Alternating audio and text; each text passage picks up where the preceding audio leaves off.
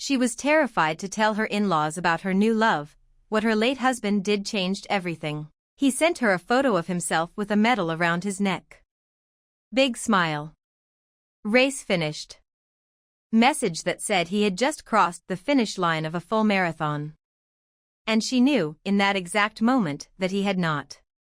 She had been tracking his location the entire time. She had watched him stop at a charity headquarters 2/3 of the way through the route and stay there for 45 minutes. She had the screenshots. She had the timestamps. She had everything. And he was standing there with a medal, lying to her face through a phone screen. Let us go back to the beginning because the setup of this story matters. They had been together for 6 months. In that time, this marathon had been a major recurring topic. Not just something he mentioned once in passing. Something they talked about regularly, almost ritually, the way couples talk about the things that define who they are trying to be. She watched him train for it. She heard about the long Saturday runs, the sore knees, the mornings where he almost quit and pushed through anyway. She helped him raise money for the charity he was allegedly running for, meaning she sat with him while he crafted the fundraising page, encouraged her own contacts to donate, and put her credibility behind his cause. She supported him emotionally through the whole preparation process, which is the kind of involvement that makes this not just a lie to her but a lie that she actively participated in building. She was not a bystander. She was a co-architect of the story he told the world, and he let her build it on a foundation he knew was hollow. When race day came, she could not be there in person. So she did what any supportive partner would do. She asked for his bib number so she could track him online. Her parents went in her place. 2 generations of people who cared about this man and wanted to see him succeed showed up at the finish line to cheer for him. Think about what that means. Her parents got up early, drove to the race, found a spot along the course or near the finish line, and stood there in the crowd, scanning faces, waiting for someone they loved their daughter enough to show up for. That is the scope of what he was asking people to believe in. Not just her. Her family. When she went online to track him about an hour in, his name was not registered. She gave him the benefit of the doubt and assumed maybe he was running under the charity's name. She switched to tracking his location on his phone instead. She was sending screenshots to her parents so they would know roughly when to expect him near the finish line. She was actively coordinating a celebration for a man who was already in the process of deceiving everyone involved. She was the logistics coordinator of her own humiliation, and she did not know it yet. And then his location stopped moving. Parked at the charity headquarters. 45 minutes of nothing. She probably stared at that pin on the map for a while, willing it to move, refreshing, telling herself there was an explanation. And then suddenly, a photo with a medal and a message saying he had finished. I am sorry, but 45 minutes at a charity office and then a medal is not a marathon finish. That is a pickup. She called her parents at the finish line. He had not crossed. She messaged him. He told her it had been too busy, too crowded, that he had not seen them, and that she should just tell her parents to go home. Go home. After they got up early and drove out and stood in that crowd for him. After she had been tracking and coordinating and messaging and believing, refreshing her phone every few minutes like someone waiting for news from a hospital. Just tell them to go home. The casualness of that instruction, the ease with which he asked her to dismiss the people who had shown up for him, should have been its own kind of answer. She sat with it for a while, still trying to give him room for explanations. Maybe he pulled out halfway through and was embarrassed. Maybe something happened physically, a cramp, a knee, something that forced him off the course, and he did not know how to say it without feeling like he had let everyone down. People do that. People sometimes choose a lie over a vulnerable truth because the vulnerable truth feels unbearable in the moment. She was still trying to find a version of events where he was a flawed but essentially honest person who had panicked. But then she did some further digging and found out the actual truth.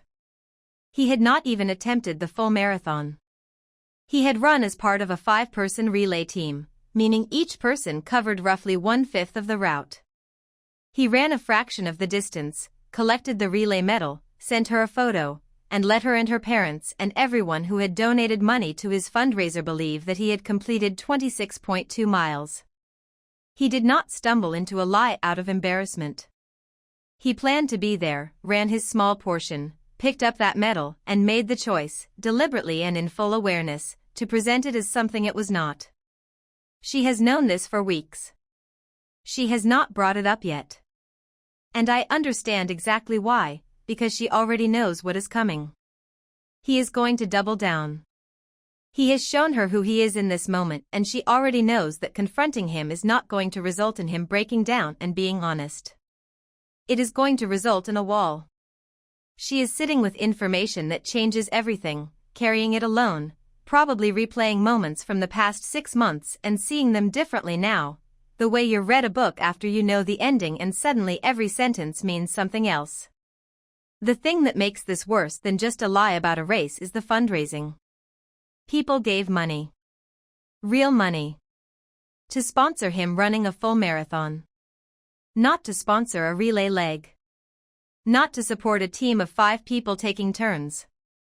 They gave because they believed he was doing the full thing, the hard thing, the impressive thing. And he let them believe that. He wrote the fundraising page, or sat beside her while she helped write it, and he watched donations come in from people who trusted him, and he said nothing. He cashed in on the goodwill of people who trusted him and then did a fraction of what they paid for. That is not a white lie. That is not an exaggeration. That is fraud-adjacent behavior, and that deserves to be said plainly. The detail she included about past lies, small ones about insignificant things, that is the part that should be hitting hardest right now. Because the small lies and the big lies are not separate personality traits. They are the same trait at different scales. The person who lies easily about small things when the stakes are low is the same person who lies easily about big things when the ego needs protecting. Those small lies she noticed and maybe filed away, maybe half dismissed as quirks or insecurities, were not isolated incidents. They were practice. They were the same muscle, just at lower weight. She has been watching the pattern without recognizing it as a pattern, and this marathon is just the first time the stakes were high enough to make the pattern impossible to ignore.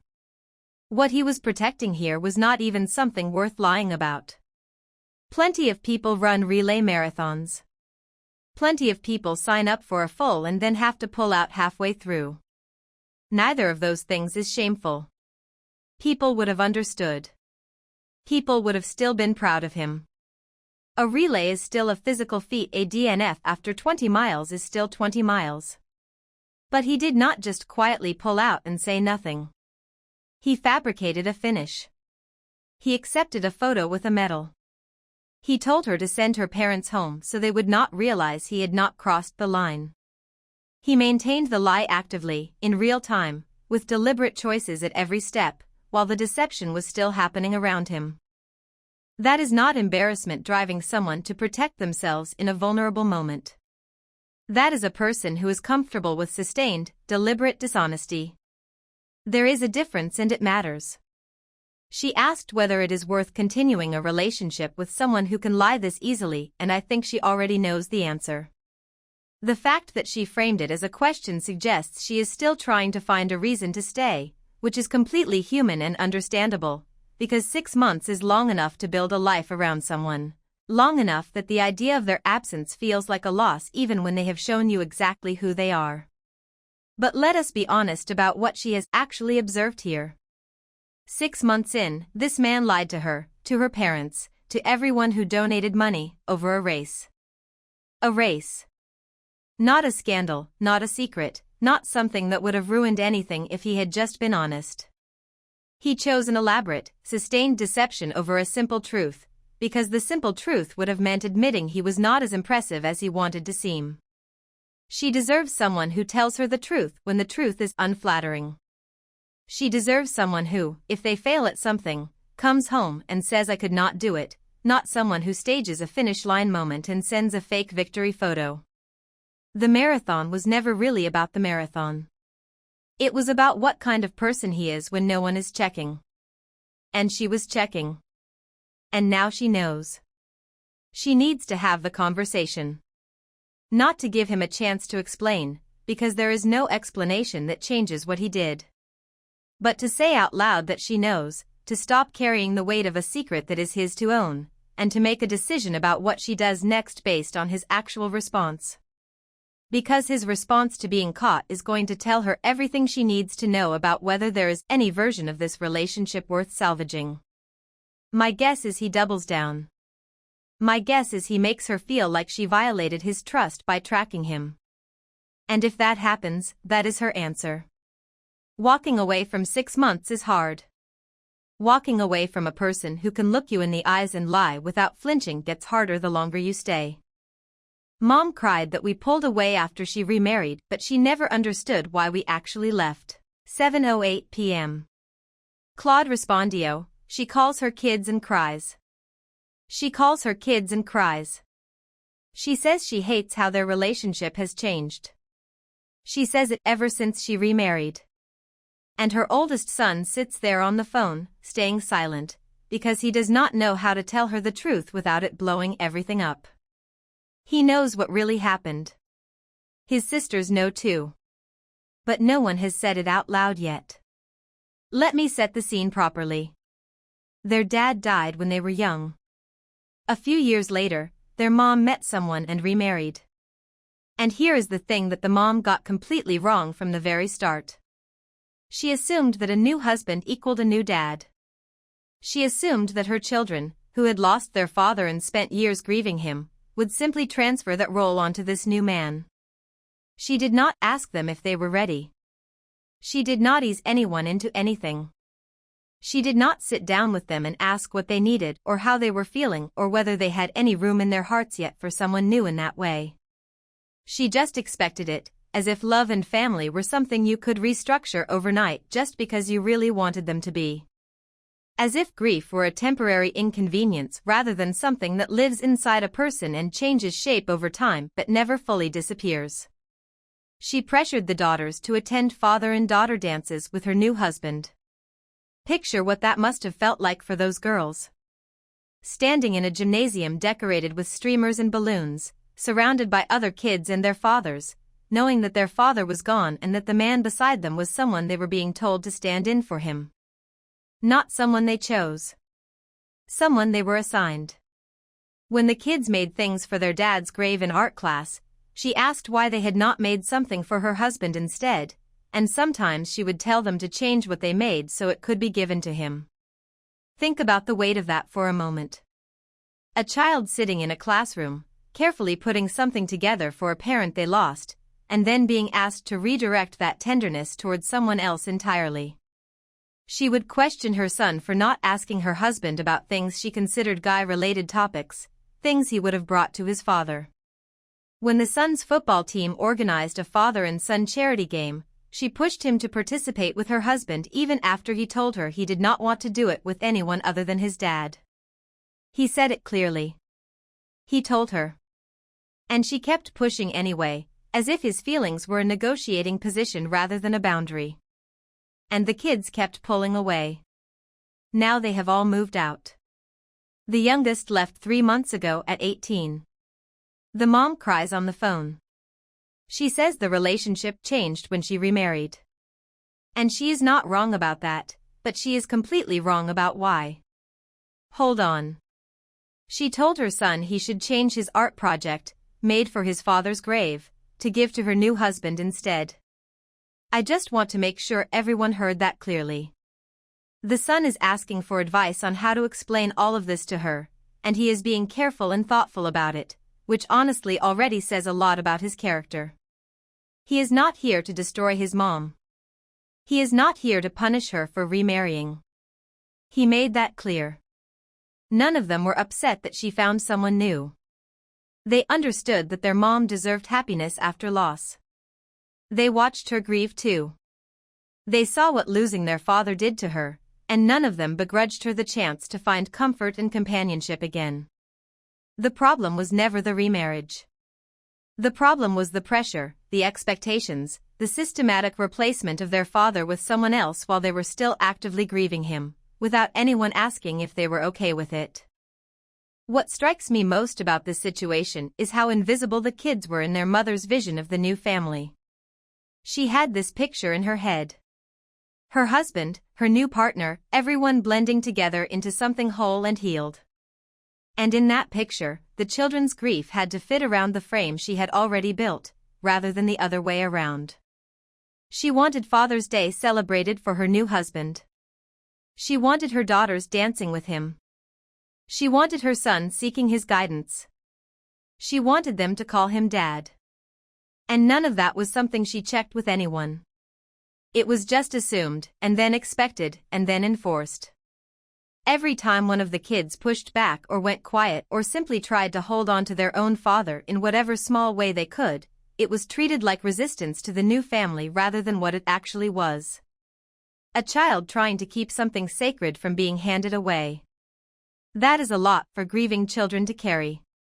Especially when you consider that the loss of a parent in childhood is not something that gets resolved neatly on a schedule. These kids were not just missing a person. They were missing a whole version of their lives, the one where their dad was still there for the games and the school projects and the conversations he would have had as they grew up. Every event that came up, every milestone that could have included a father, was a reminder of what they had lost. And instead of being given space to feel that, they were being told to fill the hole with someone new. They were being told, in so many small daily ways, that their grief was something to be solved rather than something to be honored. Something important needs to be said about the mother too, and I want to be fair here. She did not do this out of cruelty. She was probably trying to build something she thought would help everyone. She may have genuinely believed that giving her kids a father figure would ease their grief rather than complicate it. She may not have understood that grief does not work on a timetable, that you cannot install a replacement and expect the missing piece to stop hurting. She may have wanted so badly for her new husband to feel welcomed, and for her family to feel whole again, that she pushed without realizing how hard she was pushing or how much was being asked of 3 children who had never finished mourning in the first place. But good intentions do not erase the impact. The kids felt it. All 3 of them independently reached the same conclusion and all 3 of them moved out as soon as they were able to. That is not a coincidence and it is not a reaction to the remarriage itself. That is a direct response to years of feeling like their grief was inconvenient and their connection to their father was being quietly dismantled in favor of someone else's comfort. When you feel unseen in your own home, when the place that is supposed to be your safe space becomes the place where your pain is consistently overruled, you leave the moment you are old enough to do it. That is exactly what happened here. The son is right to want to tell her the truth. He is also right to feel nervous about it, because this is not a conversation that is going to fix itself in one phone call. She has been operating under a false belief for years, the belief that her kids resented her for finding love again. Dismantling that belief requires replacing it with a harder truth, which is that they pulled away because of what she did with that love once she found it. That distinction matters enormously, and she needs to hear it clearly. Here is my take on what needs to happen, and I am saying this plainly because I think these kids deserve to have someone in their corner. The son needs to have this conversation. Not to attack his mother, not to list grievances like charges in a courtroom, but to clearly and calmly tell her what actually happened from where he was standing. He needs to tell her that none of them ever judged her for remarrying. He needs to tell her that the drift happened because they felt like they were being asked to replace their father, and that they were not able to do that, and that no one ever asked them if they were okay. He needs to say it with love, because he clearly has love for her, but he cannot soften it so much that the message gets lost. Because the truth is that his mother's pain, the crying on the phone, the saying she hates how things changed, is real. She is suffering. But she is suffering under a misunderstanding that she helped create. She built a narrative where her children rejected her happiness, when the reality is that her children protected their own grief as best they could and eventually had to leave to do it. Giving her the true story is not cruel. It is the only thing that gives this family any chance of actually repairing what broke. These 3 kids are adults now. They are not going anywhere. They can choose to have a relationship with their mom on terms that feel honest and respectful. But that relationship cannot be built on a version of events that leaves the real wound untreated. She needs to know what happened. She needs to sit with it. She needs to apologize, not for remarrying, but for the pressure and the expectations she put on children who were already carrying more than they should have had to. And if she can do that, there is something worth rebuilding here. If she cannot, then at least her children will have told their truth. That matters too. Drop a comment below and tell me which story hit you harder, because I genuinely cannot decide. And if this kind of content does anything for you, a like and a subscribe would mean a lot.